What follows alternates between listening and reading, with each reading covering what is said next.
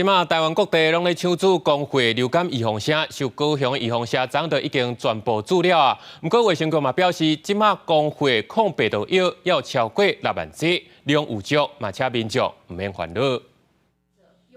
民众排队挂号看医生，等要摕药啊。诊所讲，即阵啊因为发烧来看诊的民众，10日内底有4个是流感比例真高。高雄卫生局表示，高雄公费流感预防针初5下晡已经全部注了了。不过抗病毒药剂也够有6万剂，中央对去年底也放任使用的条件。疾病管制署自113年12月15日起，自114年2月28日止，扩大公费流感抗病毒药剂的使用条件。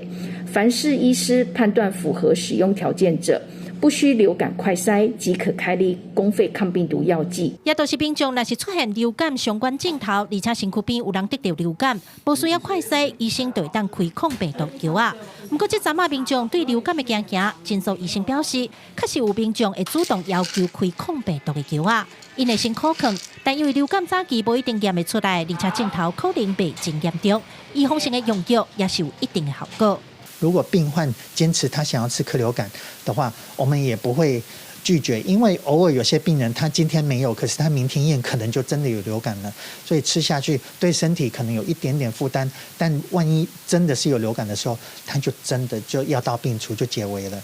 诊所讲，即阵啊公费抗病毒药剂使用确实有变多，有民众买自费的抗病毒药剂，一摆买10盒回去备用。有人是因为要出国，嘛有人是惊摕无药啊。高雄卫生局是呼吁民众爱挂喙暗，骨来洗手，若是破病，就爱踮厝好好休困，莫去喂互别人。记者柯卡如赖维做高雄采访报道。